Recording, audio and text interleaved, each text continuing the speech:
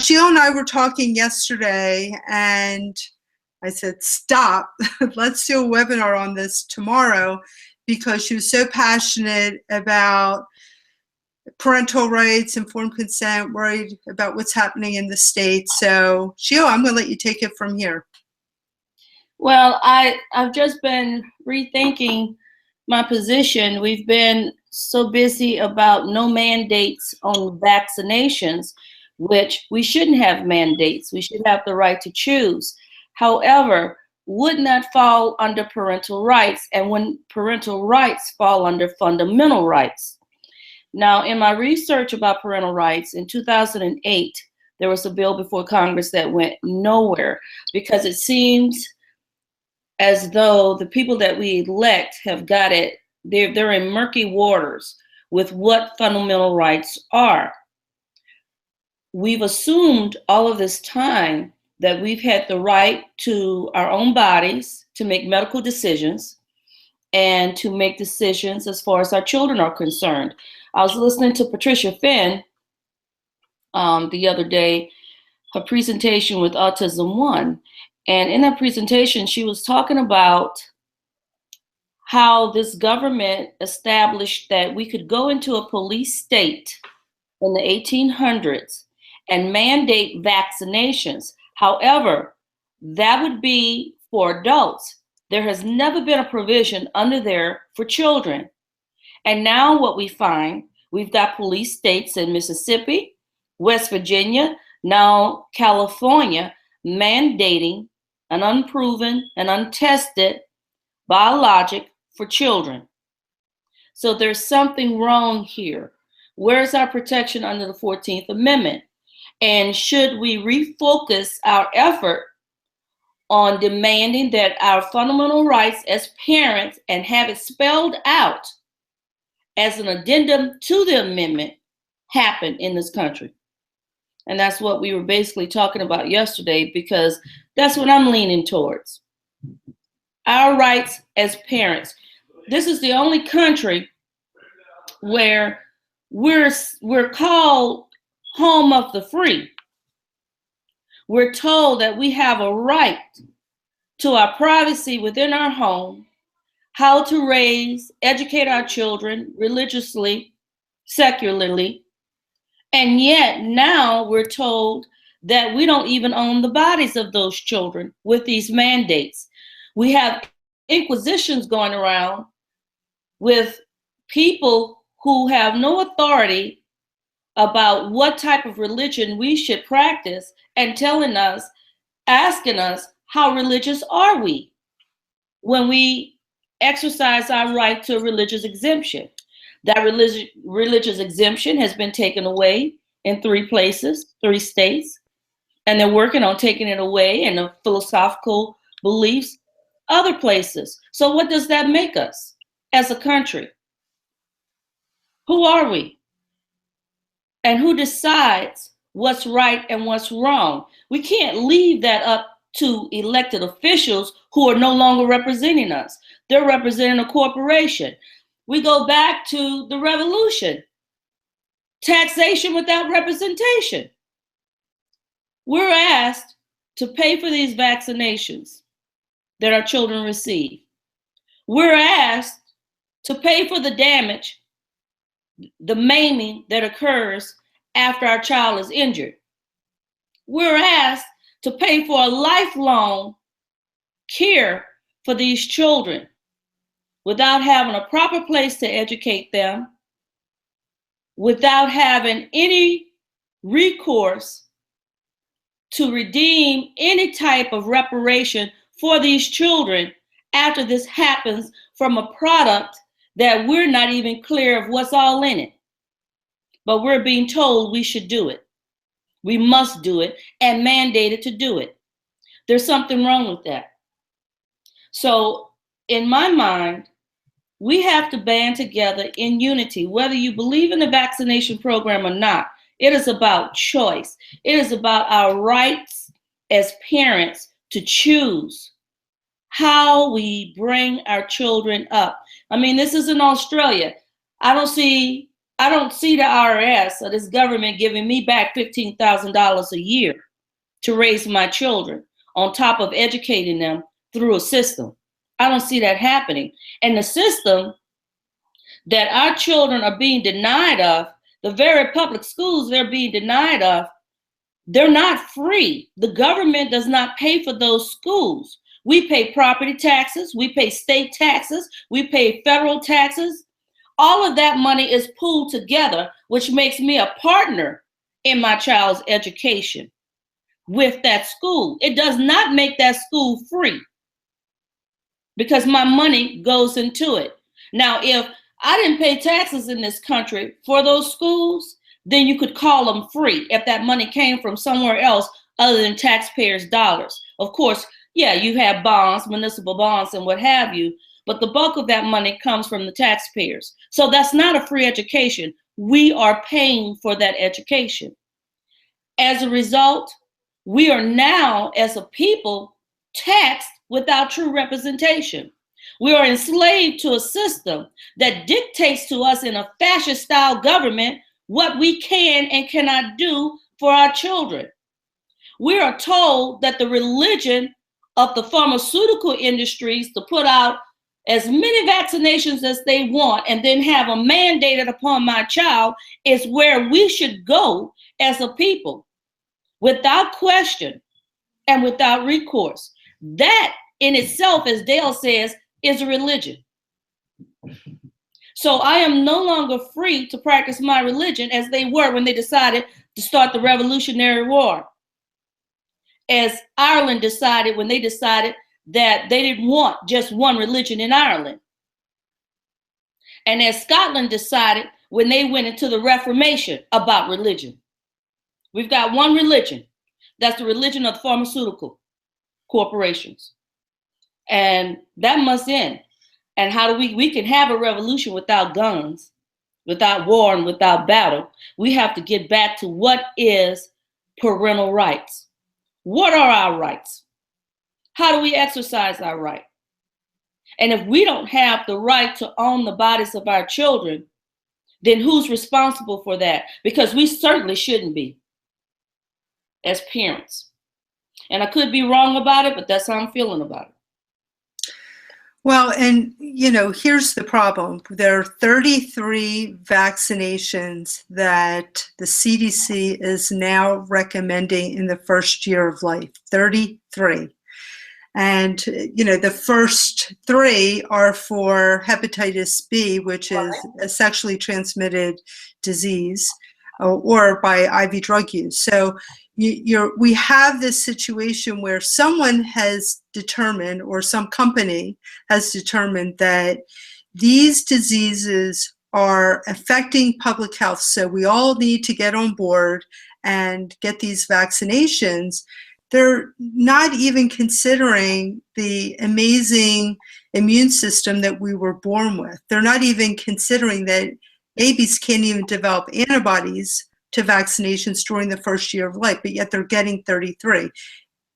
The pharmaceutical companies know this, but they just, in my opinion, they just want to make a crap load of money, and this is their vehicle. About money. It is not about what's in the best interest of society and humanity. It is a civil rights issue. It is a humane issue that we are now dealing with. We have existed for thousands and thousands of years without vaccinations. And the latest science proves that those diseases serve a purpose. You cannot develop herd immunity through a needle. That happens when you develop the disease, you incubate for your time, and then you have lifelong immunity. All of us who had measles, mumps, and rubella, we have lifelong immunity. That's herd immunity. And then the next person contracts the disease, they have lifelong immunity. That's herd immunity. It will never happen through a needle. But whether you believe in the vaccine program or not should not supersede a parent's right to choose what goes into their child's body. Anytime I can listen to a candidate for president say, as a woman, if I choose to abort a baby, there will be no mandates.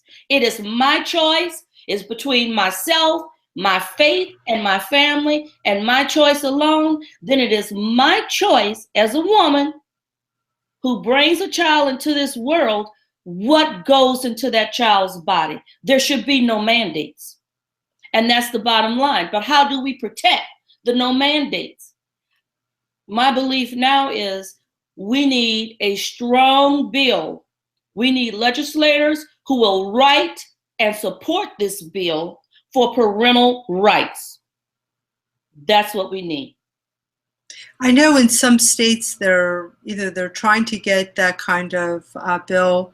Was it in Oklahoma where it went all the way up to the governor, and I believe the governor didn't sign? That was for informed consent. That was a bill for informed consent, which should be in every state. To when you go into the pediatricians or whatever doctor you're going to for vaccinations, they must tell you exactly what's in every vaccination. Well, the governor vetoed it because she said if this was read to every parent who brought a child in, no one would vaccinate. How dare she make a decision for parents? So it all goes back to me, again, to parent rights. Right. So, so what do you suggest? Does anybody out there have any ideas they want to share for getting a bill? We still probably have to do it by the states, right? I mean, we can't.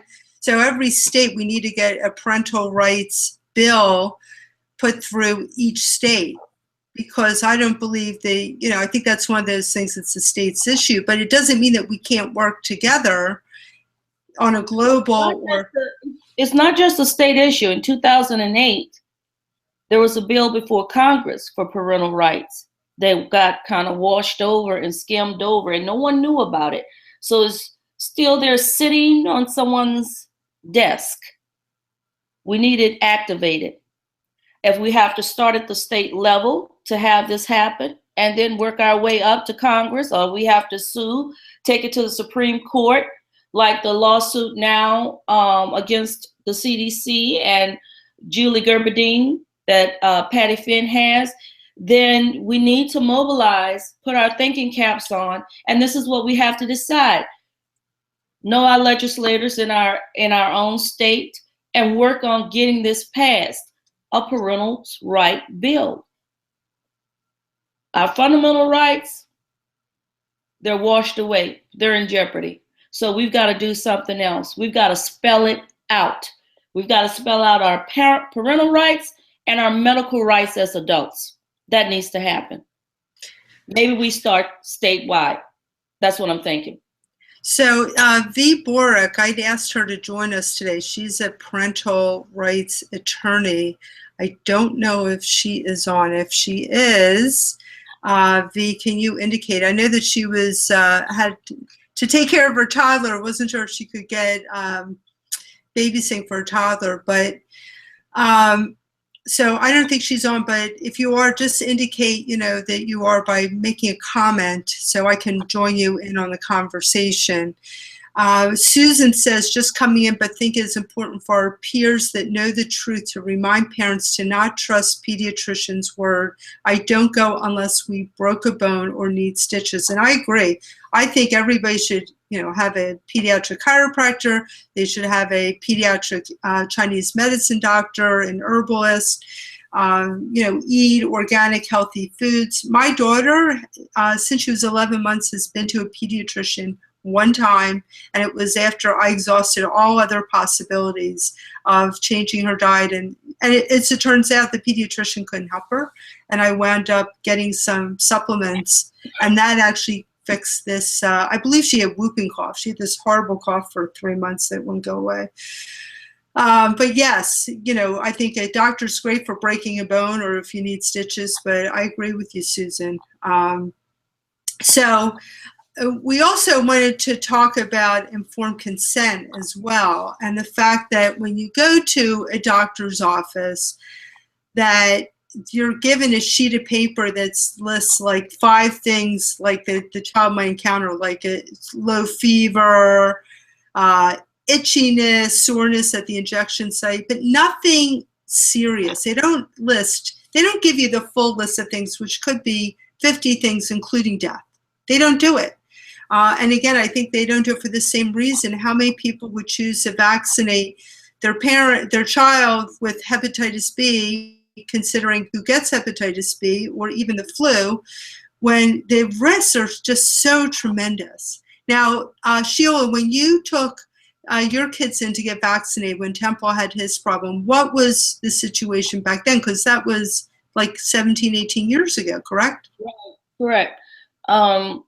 You know, I have an older daughter in her 30s, and when she got vaccinated, and I had a infertility problem for years. It's nothing that I worked on. I just assumed that I would only be the parent of one child. And then God opened up my wombs, and I had these 3 amazing children. But this was years later. My daughter was 16 when this started happening. So at the time, she didn't get her first vaccination until she was 2, and that was for the measles. And it was 1 vaccine at a time because the multiple one hadn't come out yet. And then she got, months later, 1 for the mumps. And then months later, she took the oral polio, but that was it. So I was naive. I had no informed consent. They just lined these shots up. I was too ignorant and stupid to ask because I trusted my government. I had no clue that these were now multiple viruses and adjuvants in vaccinations. I had no earthly idea. When Temple and Lou were 5 months old, Lou developed reflux and Temple developed a really high fever. Doctor kept telling me it was normal, give him Tylenol. I took him to the emergency room twice. And still in my naivety, I didn't even question. Something within me told me this is a bad reaction because my oldest daughter never had a reaction like this to vaccinations. I didn't even have to give her Tylenol. She had this 1 at a time, and having a busy life, I never thought anything of it. And then, bam, I didn't take the twins back. It wasn't until we went in when they were 10 days shy of 13 months, 12 months, that this happened. And afterwards, the guilt has been profound ever since, because I was thinking to myself, here I am, I won't even feed these babies. I didn't even feed my babies Gerber. I grinded up their baby food, all organic. I fed these children as healthy as I could possibly feed them. I was careful about what went on their skin. And yet I had no idea that these were the things that were in those vaccinations that harmed my son's brain. And had I not walked out of that office, I'd probably be sitting here with 2 autistic children, both of my twins. So we need informed consent. It's part of the Nuremberg Code to have informed consent. We cannot be experimented on unless we agree to it. And all this is a huge experiment. We have now evidence after evidence that we have been experimented on as a society. The only difference is they experimented on segments of the population and not all. And now it has expanded to every last person who walks in this country. And that must end. How can our government get away with that? It is illegal what they're doing. No informed consent, no fundamental rights as parents. Okay, so maybe under the parental informed, the parental rights, you can say, well, it's not spelled out. It only says liberty, justice, and the pursuit of happiness. We've only got, it's vague about parental rights. And that's why I'm saying now, no, we need it spelled out. We need our parental rights spelled out, and we must demand informed consent, especially when you're dealing with a biologic, as Greg Poland says, that no one is liable for. Not the manufacturers who make it, not the doctors or the nurses who administer it. That's not a democratic republic. So we need to come up with like a code or like a list of demands that we would like to have followed. You know, follow the Nuremberg Code. Make sure that every parent receives the insert to the vaccination before they're given the vaccination. Let them have a chance to really look at what all the possible adverse reactions are. But you know, the thing that really concerns me is, you know, we talked about the people that want to get vaccinated. You know, my feeling is if you want to do that, that's fine. But I think that people really need to understand that once you know, if you are on the pro-vaccine court or the pro-vaccine side of this issue, once you give up that right for vaccinations, where does it end? This is the thing I keep coming back to. Where does it end? You know, once you give that right to the state for one issue, they can easily walk over your rights in other issues. And we've seen this with cancer treatments, right? Where they force a parent to have their child receive cancer treatments and inject them with chemotherapy. Otherwise, they will take them away from them. And then that child will become, you know, will be part of the state and not part of the family anymore for not abiding. So that parental rights issues that we're talking about needs to apply to all medical procedures. That's right. That we need to be able to do that. And I just want to read some of these comments. Is Nira says, nobody's liable and we don't have a clear sense of what it means to be informed. And you know, you've alluded to this, that if your child gets injured because of the act in 1986 that basically gave immunity to all medical professionals and vaccine companies from any kind of liability, you know, let that sink in. If your child has an illness or develops a problem as a result of the vaccines, you are the one who's going to have to take care of that child. You are the one who's going to have to pay all the medical bills. And Sheila, give us an indication of, do you have any idea how much you've spent on Temple's bills out of pocket?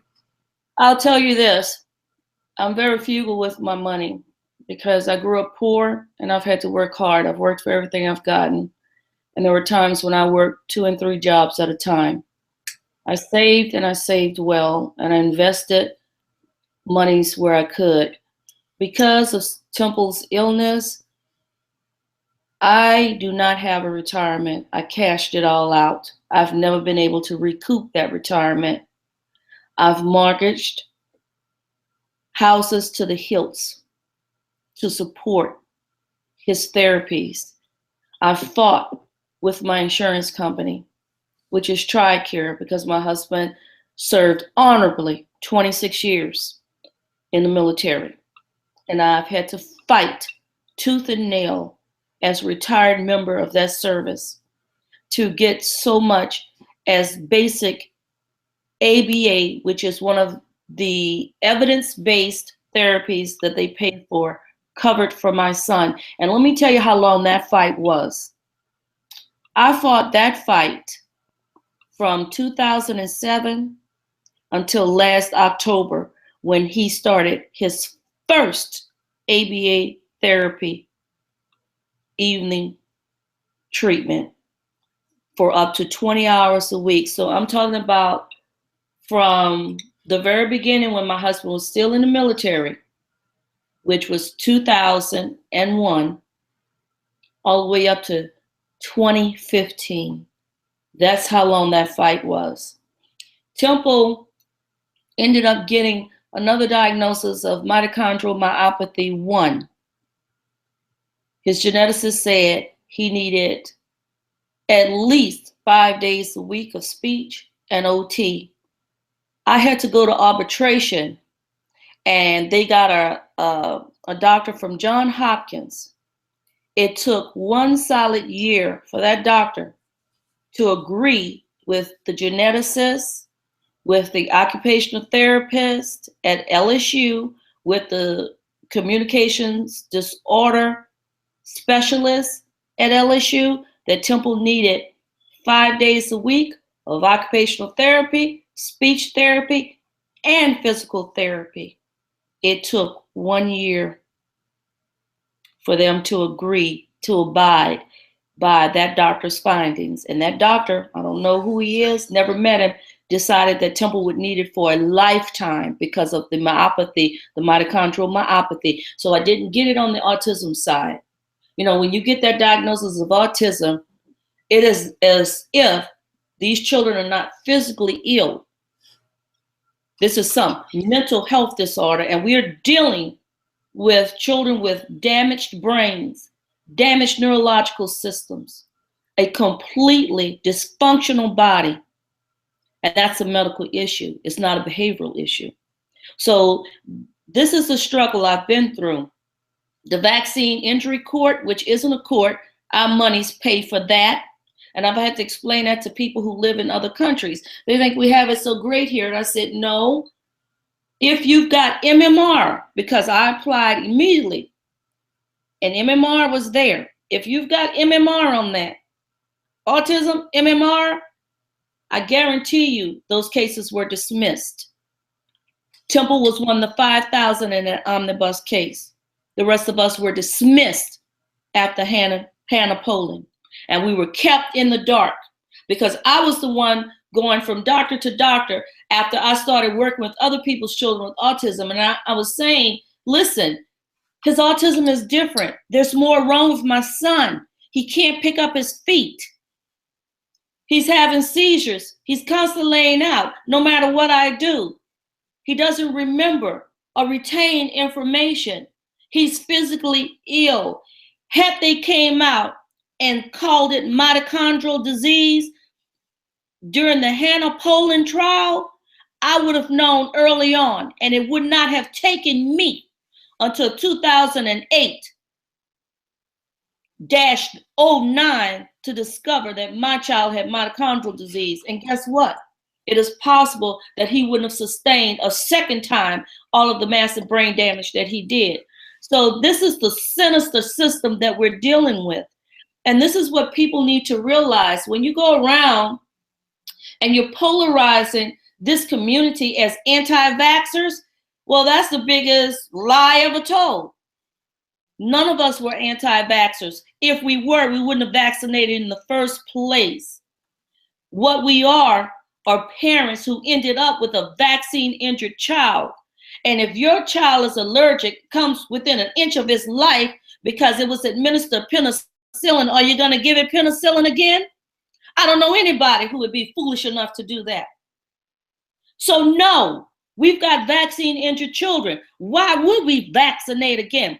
Doesn't make us anti-vacciners. What it makes us are parents who are now pro-informed, who want pro-choice in how we raise and educate our children. And we want the ability to do it without being coerced and bullied and threatened with a CPS system that is now for profit. So they've got to get their numbers too, just like the prison for profit system. Our country has gone so far wrong. And in order for us to regain our rights, we have to all band together, whether you're for vaccinations or you're not. We have to band together. This is an issue of pro-choice, pro-family, the right to raise your children as you see fit, the right to say what goes in your child's body and your body too. This is what this is about. And that's all I want. If you want to vaccinate, you've been given the information and you still feel it's safe for you to do, fine. It's your right to do it. I have no right to impede on your right as a parent, as an individual, as an American. All I ask is that you don't walk over mine. And that's what I want. So a couple thoughts came to my mind as you were talking. The first is, because it took the doctors so long to figure out what was going on with Temple, how old was he when that happened? That it took? By the time Temple started showing signs of mitochondrial disease at 4 years old, I did not get a diagnosis for my child until he was 10. And it was a devastating diagnosis when I got it. It was as though losing him for the second time again, because when I got that diagnosis the second time, I asked, I said, well, what does that mean? He says, well, usually for children with this type of mitochondrial disease, prognosis isn't good.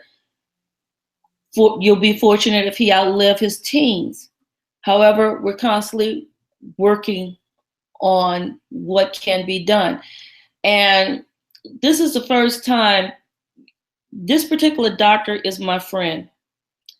I didn't look at him as though he had two green eggs in his eyes, because he was being very sincere, but he has worked tirelessly with me and with Temple. He has fought my insurance company to the hilt. The very supplements that keeps Temple's body churning, they cost $15,000 a month. Of that, I still pay around $550. That's my deductible from that. However, the insurance every year, they've tried to deny him those supplements because they're compounded at a compounding pharmacy. And people need to understand that compounding pharmacies are in trouble too. They're after them because they use the purest form that they can get without those additives and metals that a lot of the regular pharmacies put in supplementation. He has told them year after year, if this child is not given this particular formula, he will die. That's how severe this is and how serious this is. And I'm not the only one with a child in this condition. That's why I now tell parents, I'm no doctor and no authority on any of this, but as a mother, I can tell parents who come to me and ask, what shall I do? I've got this diagnosis of autism. First thing I tell them, take them to the geneticist, have them tested. Because had Temple been tested, had we known about mitochondrial disease, we could have prevented the massive seizures that damaged his frontal and temporal lobes. We could have prevented that. And he may actually be further along, and he may look like some of the children who don't present with the autism symptoms, but present more with the mitochondrial issues. I've avoided it because I'm very mindful where he goes. He can't stay in the heat too long. He can't become dehydrated. If I take him to one of his favorite places like Disney World, I've got to rent a wheelchair because Temple cannot walk for very long distances. He really can't even walk a mile. As healthy as he looks, this is his life. This is his life. This is the damage that was done from those vaccinations to my child. So if doctors had training in what the potential adverse reactions were to vaccinations, they don't get that. The only training they get when it comes to vaccinations is what the CDC schedule is. Right.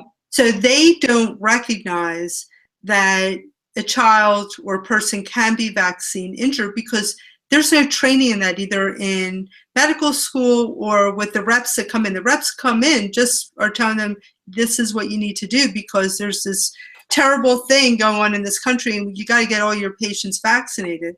So here's the thing is if they actually taught doctors how to recognize a vaccine injury, if your son, if they had recognized right away that it was a vaccine injury, you could have gotten treatment for him right away that would have prevented the additional problems that have left him permanently damaged. Exactly. I firmly believe that. I've seen other children with mitochondrial, younger children, now that they know more, with mitochondrial myopathy 1, who came in presenting as though they had autism. Those children can learn in school. They're doing fine. That, as far as that goes, because their heart and their liver and their kidneys and their brain didn't sustain permanent damage due to a recognition of the mitochondrial myopathy 1 condition. My son, I believe, has permanent brain damage because of this, because the first thing that happened was his mitochondrial disease started atrophying his brain. How sad is that for me? And then Neurologist after neurologist, I'm taking him to cocktailing anti-seizure meds that were not working. Well, they were never going to work because this was a different aspect of epilepsy that was an occurrence due to the mitochondrial myopathy 1. He's seizure free now because he takes that $15,000 worth of supplementation. And imagine this, and this is what I tell parents.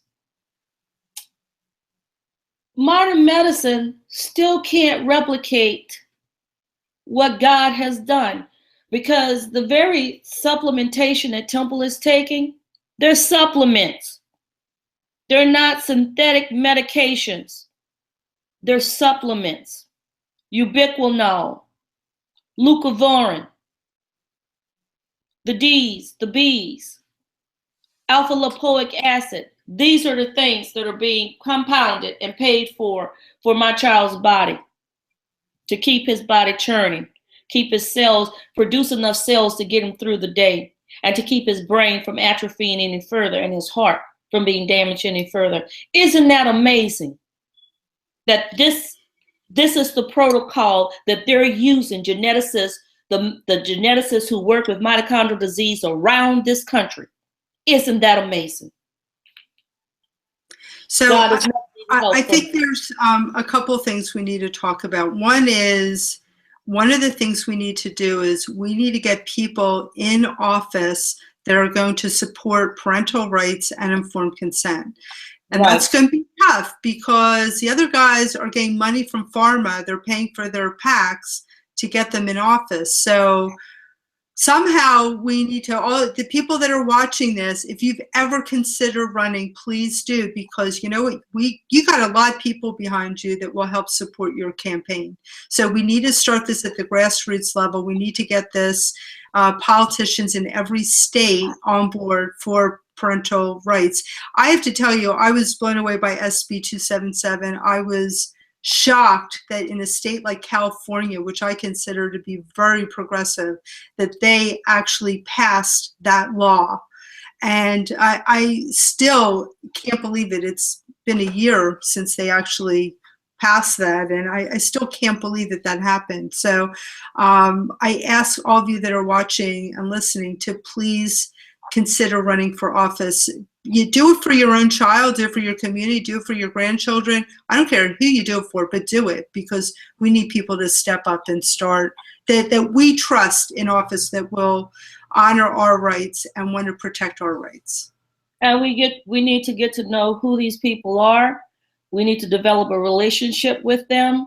We need, before anyone is elected, we need to know where they stand, and we need to we need to convince passionately those who are pro-vaccine or vaxxers or vaccinations, whatever you want, that we cannot have mandates. We have to have the ability to choose. Just as they have the ability to choose to vaccinate, why shouldn't we be afforded the same right? We have to clear up myths and lies, because that's what's driving this train. The myth that vaccines are for the greater good. The myth that any child that's not vaccinated hurts those who are vaccinated. Where did that come from? If your vaccines work, you don't have to worry about who's not vaccinated. The brainwashing that you can rightfully see that the vaccines are not working because the majority of the outbreaks are amongst the vaccinated population, but yet that means nothing because someone has told you that the measles, the mumps, diphtheria, pertussis are deadly diseases. All of that needs to be cleared up with re-education, and that is a grassroots movement. We have to be able to go into these communities, start with our own community, and educate them. If we got to go house to house, to town hall meetings, to local neighborhood association meetings to discuss these issues, or just to hand out a pamphlet, hand out a Facts on Vax card and say, listen, I just want you to look at this, and the next meeting, if you want to talk to me or you want to talk to me before, here's my number. Here's my email address, even if you just want to ask me questions. This is what we have to do. I believe, I'm optimistic, I'm hopeful. I believe that as people and as individuals who believe in what this country stands for and who we are as a people, once they understand the information, we can turn this around. But we've got years of brainwashing to peel away. It's like an onion, and layers are thick. We've got some thick layers here. We can do it though. We can do it. We have to decide how we're going to do it. Keep shouting, no vaccines is going to get that message across. We can't do it that way.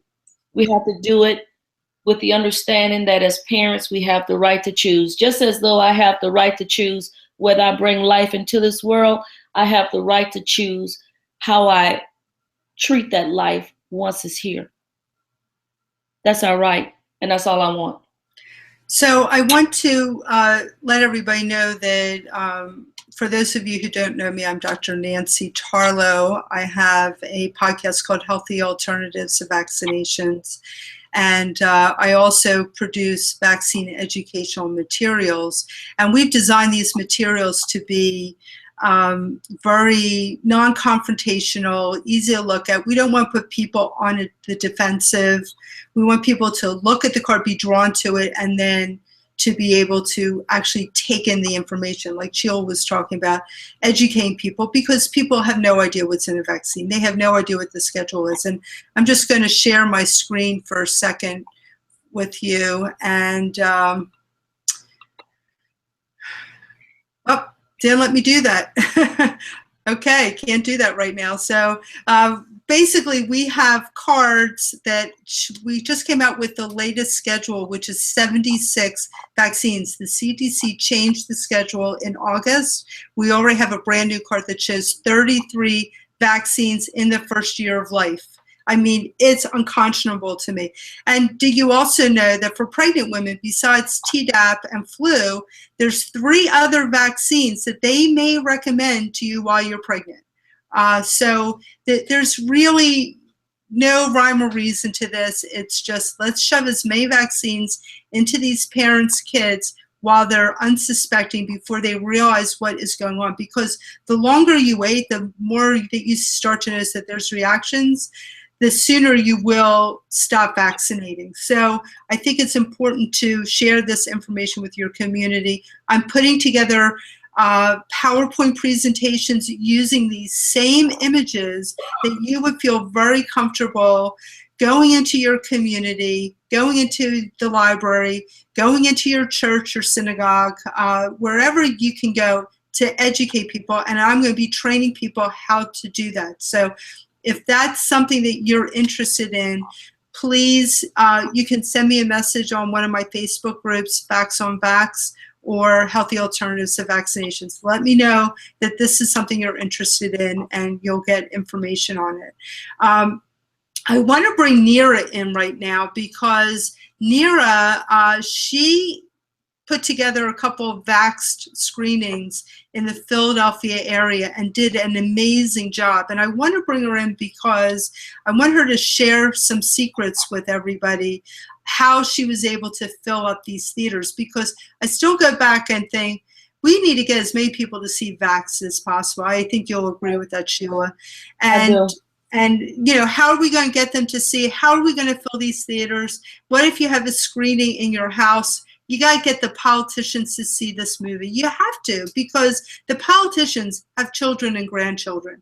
And if they realize it's going to affect them personally, I do believe, and especially if they know that a lot of their constituents have a problem with this, I do believe that they will start taking notice. So if you're okay, Sheila, I'm going to bring her in right now.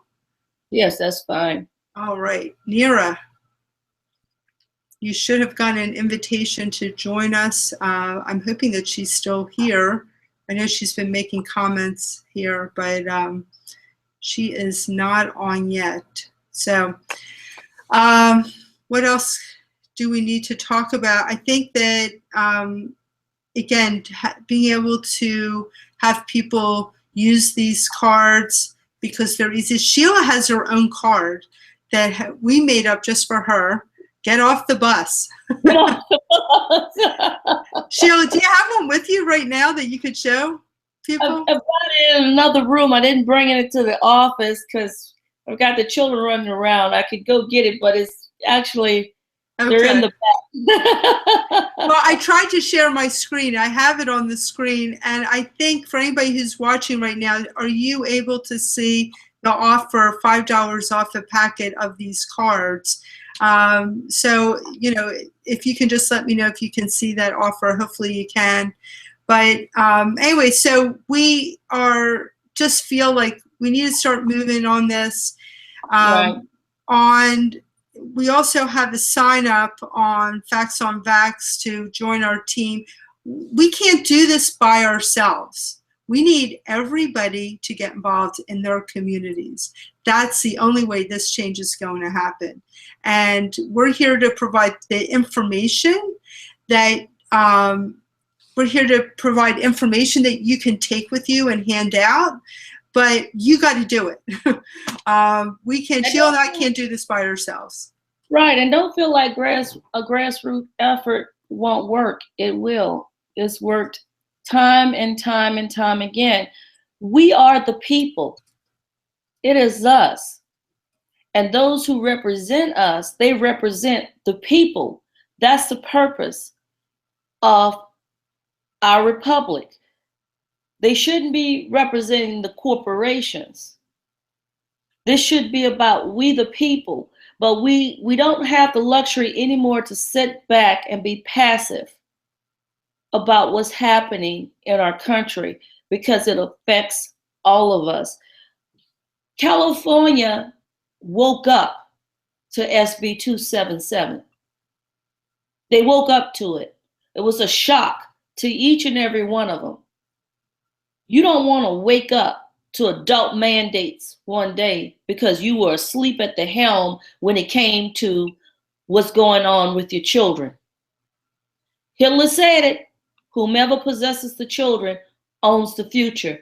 Get your children first, then you. And that's what's occurring right now.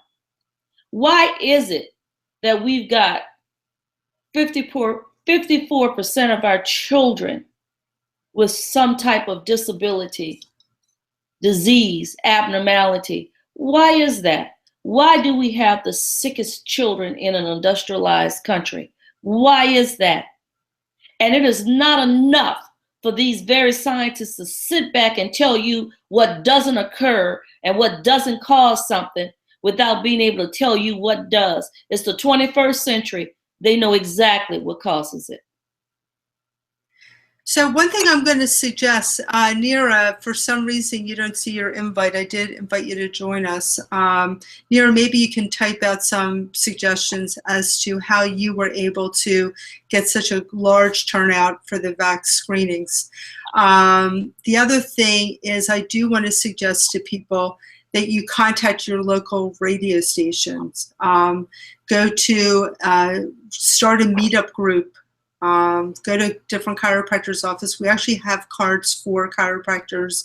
If you can sell some of these cards to chiropractors, we'll give you 10% as a thank you for getting the word out. But I think if you can get on radio stations, if you feel comfortable talking about this, if you don't, invite Sheila on, invite myself on. We got a whole slew of people that are very comfortable talking about this issue to help educate the masses. So if you can get invitations from local radio stations, please do. Neera is saying tips for getting a good turnout. Set up a speaker, or better yet, a panel of speakers for after the film. That's fantastic. You also did more than that, Neera. I know that you were out passing out information. Were you hanging up flyers too, I believe? I mean, Neera and Susan, the two of them were like busting their butt. I saw every day on Facebook all the things they were doing. I know down in Atlanta, Tia, she has done a lot for getting the word out there too, just passing out these cards, the Vax cards, which again, if you have a Vax screening, do that. Neera also says to get a sponsor to buy the first 20 or 30 tickets.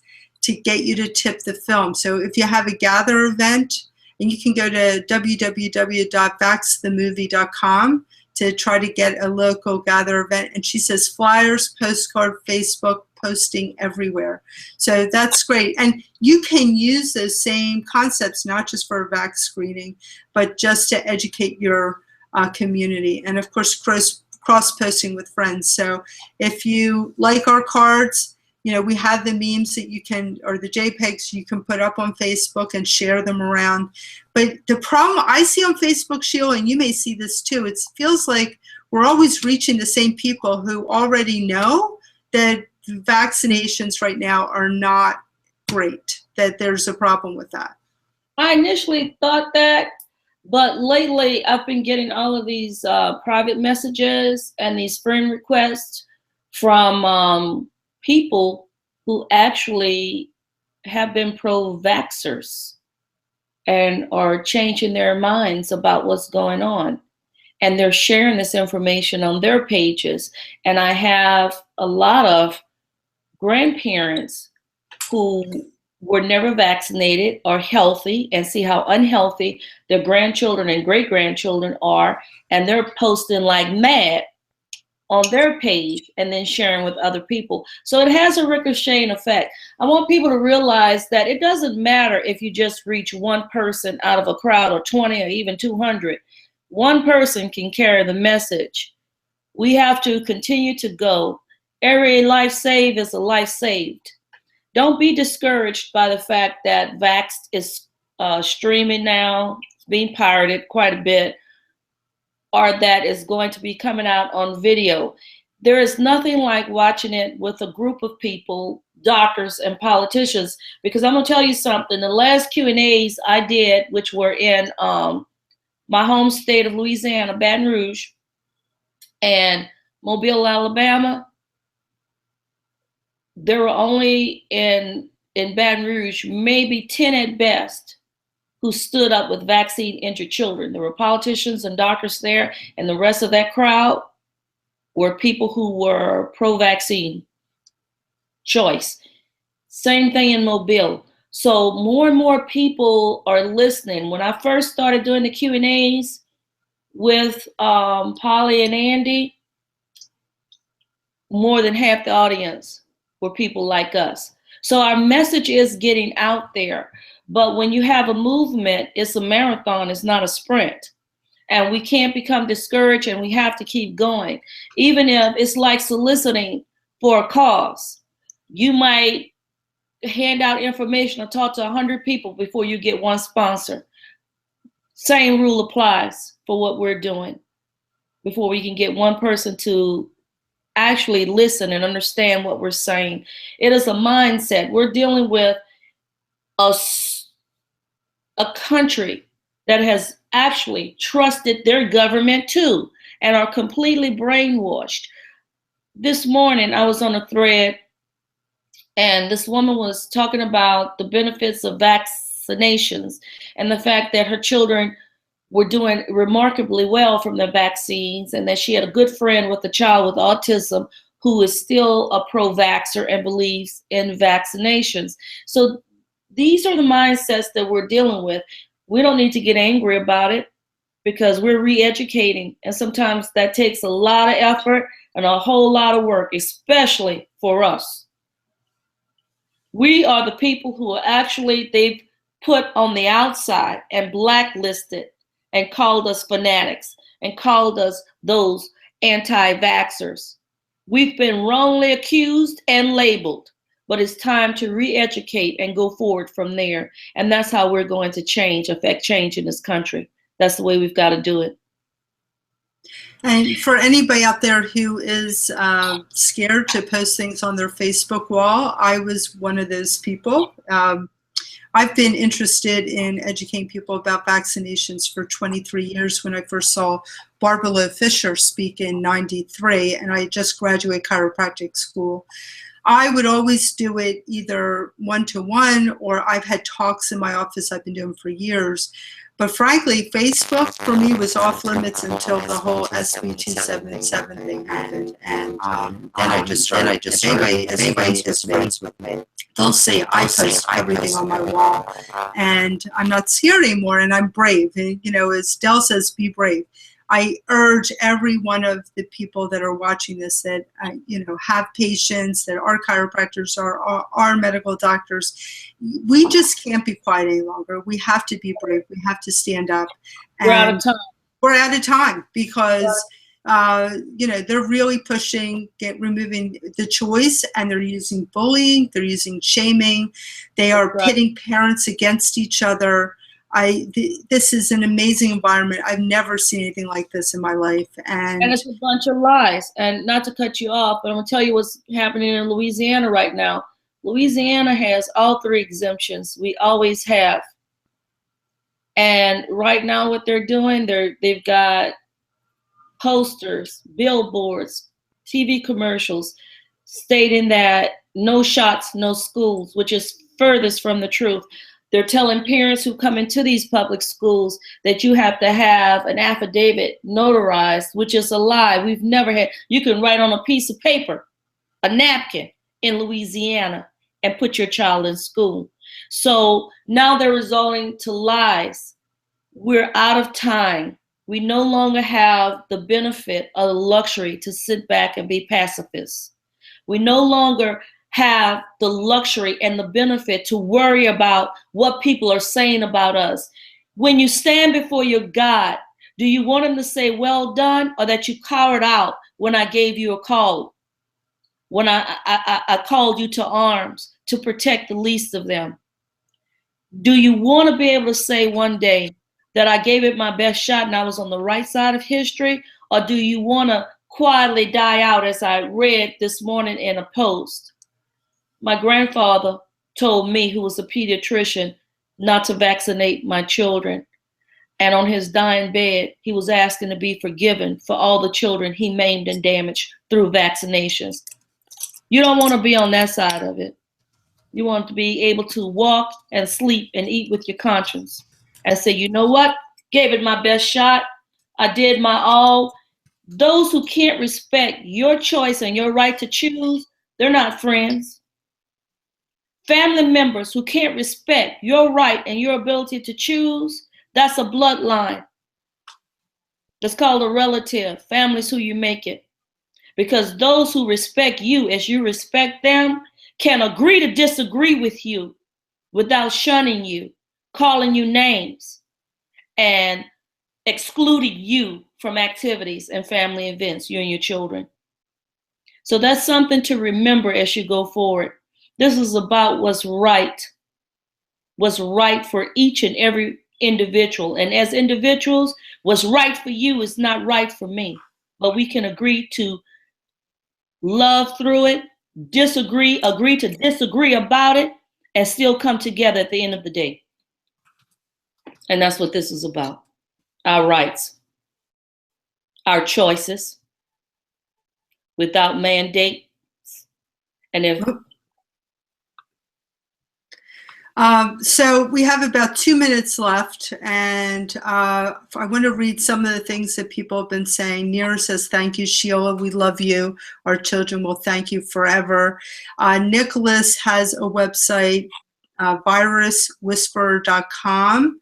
I was trying to look at it while you were talking, but then the recording came on, so I couldn't really look at it. Melissa says, amen. And Nira talks about an event going on in Lebanon, PA, that Sheila, or Harrisburg on 9/26 that Sheila's coming to. Does anybody have any questions before we sign off? We have about 3 minutes left. Please, ask your questions. We have probably time for about 2 questions. So anybody have any questions of Sheila? I have a question for you, Sheila. You've been around the country with Vaxxed. Do you have any, I'm sure every time that you spoke and you went to these events, you have some memorable experiences. Is there any 1 or 2 that just really stand out for you? Um, I think the one that I went to in Kansas City, Kansas, that one has been with me. I met a doctor there who was an orthopedist, retired, and he's the one that first told me, he said, "You're not going to win this by trying to get Dr. Thompson subpoenaed." He said, "You can have people in the camp who continue to do that." He says, "But this is a state to state issue. And you have to do it state to state because our states are sovereign."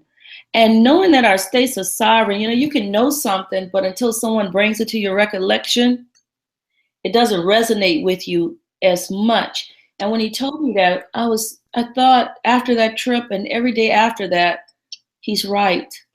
Because what happened in Mississippi years ago, what happened in West Virginia was isolated, and within those states. Didn't happen in Louisiana, didn't happen in Texas, didn't happen in Indiana.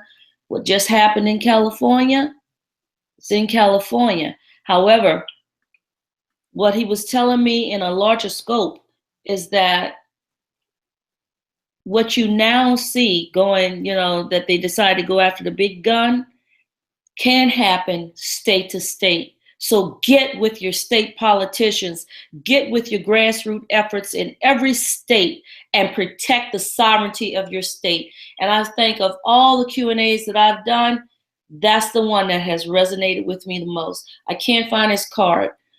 I don't know what happened to it because I got so many cards, and I may have given it to somebody, giving away cards for something else. But if he's out there and anyone knows who I'm talking about, he's a retired orthopedist, I would like his phone number because he gave it to me and I want to talk to him. So, again, I'm not trying to plug my cards here, but they're really great. They gave you great information. Everything's fact-based. It's all on the website. If you could hand out, and what we're doing is we made these smaller size cards, which, there's double-sized business size cards. So you can get 100 of these for $25. If you use the $5 off coupon, that's $20 for 100. I could tell you, we don't make a whole lot of money on these cards, and we put thousands of hours, Karen and I have been into these cards. I mean, look at this, vaccine ingredients. Don't tell me that this is not going to have an impact. You could take this to your doctor's office and say, do you know what's in a vaccine? Or take it to your religious community. And then on the other side, this is actually the older card. It shows the vaccine ingredients. I mean, vaccine CDC schedule. I mean, come on. So this card is what I call a double impact card. As I said, we don't make a lot of money off of these cards, but we need to pay our graphic designer and, other people. We need to pay the printer to get them done. But we want to get the word out there. So please consider, go to Vaxxed.com. Look at these cards, use them, start waking people up, because the truth is as long as we have people that are sleeping and think that vaccines are safe and it's okay to inject 33 vaccines in your child in the first year of life, nothing's going to change. And so that's, in closing, that's the last thing I have to ask of you is to, at the very least, go to our site. We're going to have a page full of memes that you can hand out all over Facebook and Twitter. You don't have to pay for that. So any last words, Sheila? No, I appreciate you doing the webinar. I was just talking to you in confidence yesterday about parental rights and where I feel as an activist, my message will be better served. And this is where I feel it'd be better served. Protecting our rights as parents. Establishing our rights as parents, because right now we need to establish them. The water's too murky under fundamental rights. So if there's any attorney out there who would be willing to speak to me about this and give me more insight, I'd love that. Please call me, or hit me up on Facebook. I'm easy to find. Alan Phillips is actually, he's lives in the town that I live in. I've reached out to him. He's in the middle of a move too. All these people we're all moving at the same time, which is crazy. But I will reach out to him again and see if he can get in contact with you or you get in contact with him. I love that. So thank you all for joining us. I'm saying y'all now that I'm down North Carolina. And we'll be having a lot more webinars with people like Stephanie Seneff. We're going to do another one with Dr. Judy Mikovits. So we got a lot of people lined up and a lot of great stuff. So thanks for joining us.